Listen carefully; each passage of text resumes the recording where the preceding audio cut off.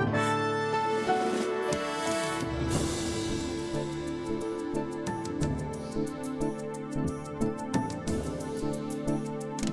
morning.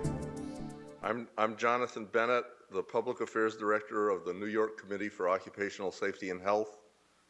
I'm talking about doing media work concerning asbestos. That is to say, any activity that results in the media publishing the truth about the hazardousness of asbestos and the truth about preventing asbestos exposure. By a show of hands, how many of you have ever done any asbestos-related media work? And how many of you have ever done successful asbestos-related media work, that is, gotten the media to consistently report on the hazardousness of asbestos and ways of preventing exposure? Well, Arthur, I salute you. I have never done that kind of successful media work. I mean, I always try to do it. I have occasional successes, but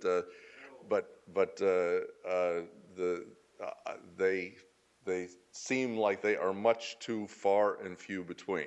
My full-time job is to be the public affairs director of an organization that promotes occupational and environmental safety and health. I don't do asbestos-related work all the time, but I do devote a lot of time to asbestos-related work, both because my organization thinks that it's one of the most important kinds of occupational and public health promotion we can do, because I personally feel that way because I spent my first 10 years as a working person as a carpenter, and I thank Dick Lemon for reminding me that I am at rather high risk for eventually developing asbestos-related disease, but fortunately I have not done so yet. But when and if that happens, I want people to understand. I will understand why it's happening, but I want a lot of other people to understand why it's happening without my having to tell them at the time. If I had to express my success at doing the kind of work I do, getting media to publish the truth about asbestos exposure, that I really have a rather low batting average. I would probably have to be relegated to the lowest of the minor leagues on the basis of my batting average. But I would also say that I am probably almost as good at it as anybody, which is, I think, simply a measure of how difficult it is. And it's something that, virtually all of us need to do at one time or other, and most of us, need to do a lot because it's so terribly important.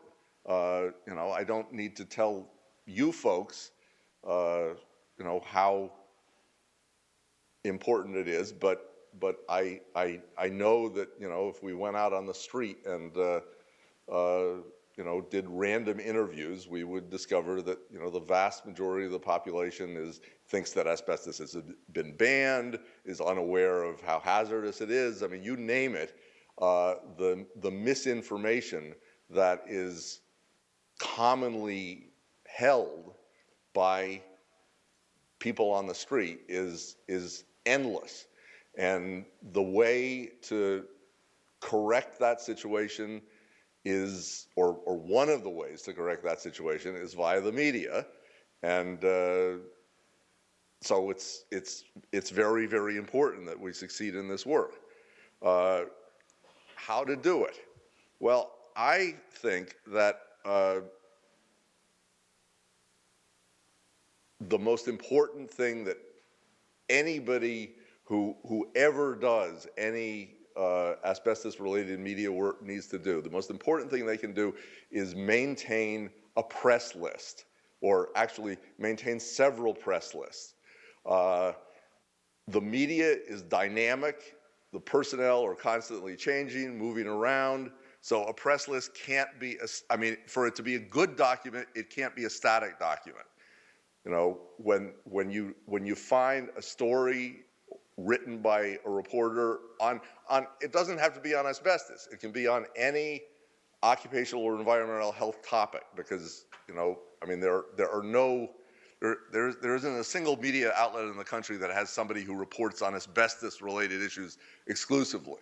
So, you know, if they report on lead-related issues, you know, they should be on your list. You know, even if you've never seen them report on asbestos, there's always a possibility that they will. Identifying those people is something I think you need to do actively. You need to read newspapers, I mean, not on a daily basis, but you need to read newspapers that you don't usually read. You need to watch television news that you don't usually watch, because, you know, that's the way you find the names of reporters who need to be on your list, who you're not aware of, and I mean, you know, it's a list that's generated in that way that is going to be much more useful than any list than, you know, somebody, you know, that you could buy, say, or get any other way. It's also important to get the names of editors, which it's not usually so easy, but you know, most newspapers publish the names of their editors someplace. TV news shows, at the end, there's a crawl where you can get the names of the editors.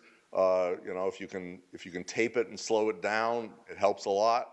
And of course, you know, besides the names, you need some contact information. Now, email is the main method that I use to broadcast messages to these lists.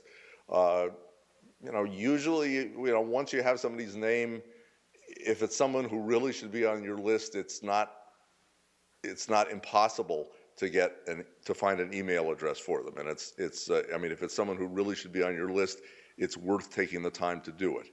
I believe important to have more than one media list. There are some reporters who want to see everything that is of interest to anybody who is interested about occupational and environmental health. You know, those are the guys who I really love.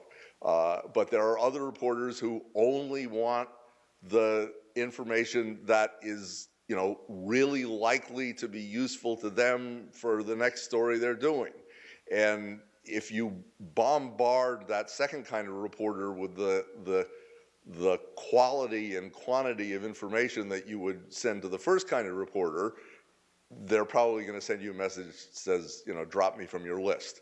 You know, so it's important to segment your list based on the level of interest and the broadness of interest that reporters are, you know, in your best judgment are likely to have.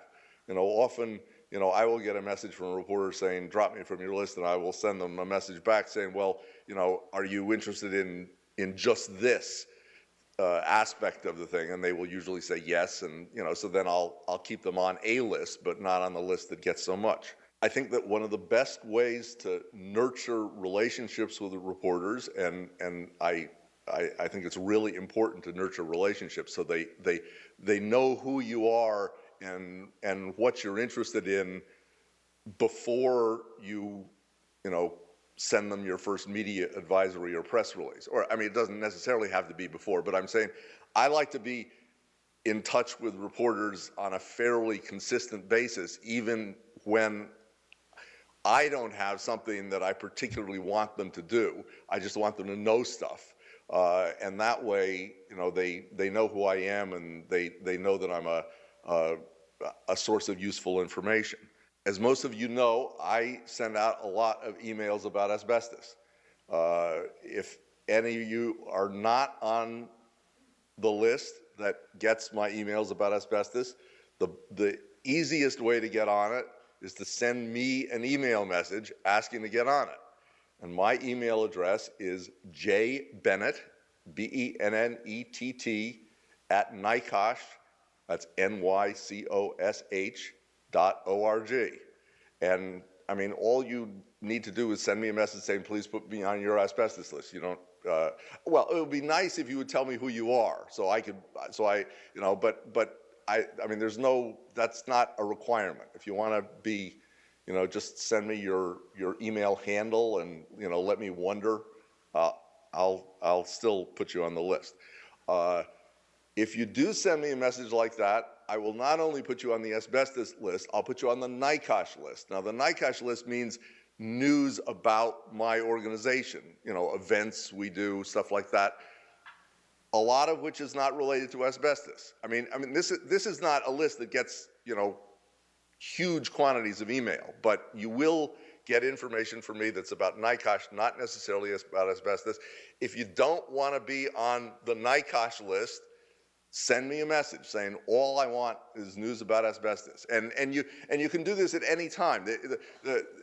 I mean, unfortunately, it's totally not automated. You got to send me messages to tell me, you know, how you want me to modify the list that you're on,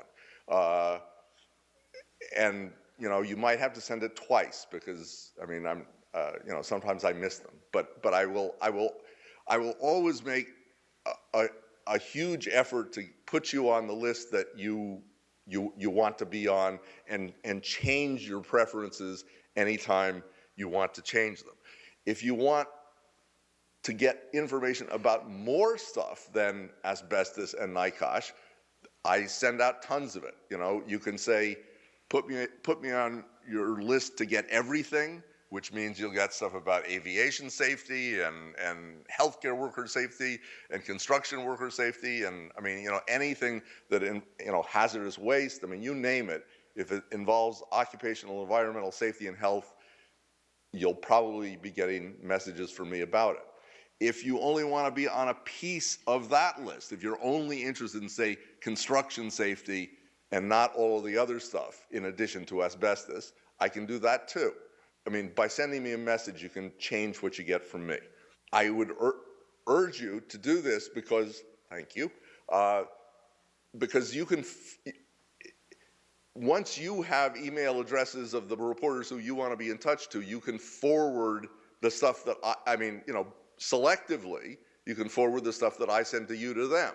I mean, I get a lot of journal articles that are you know, not,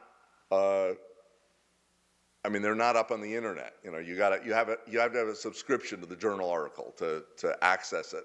And I get those articles, and if it's a journal that has not told me not to do it in the past, I send it out.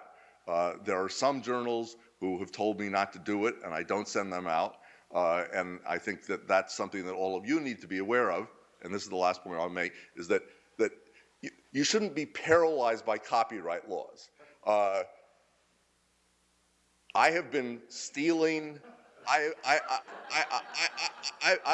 been stealing, you know, news and information for all of my journalistic life, and I'll always giving credit. I mean, I don't, you know, I don't plagiarize, but I do take without permission. The worst that has ever happened to me is I get what's called a cease and desist letter. You know, some publisher says you can't do that. And when I get a letter like that, I stop doing it, you know, as far as that publisher is concerned. And so what I'm saying is, I urge you all to do the same thing. I mean, you can be assured that if you get something from me, I've never received a cease and desist letter from that publisher, you know, so you can probably forward it. And if you ever find a journal article that you think reporters should see, and you haven't had a cease and desist letter, you should send it out. I mean, I can't overemphasize the fact that no nonprofit organization is going to get hauled into court, you know, for the first time they offend a publisher. You know, the second time maybe, but the first time it's safe. So please, if you want to be on my list, send me an email message, jbennett@nicosh.org, and I look forward to hearing all of the rest of the talks and learning a lot and talking with you all later. Thank you.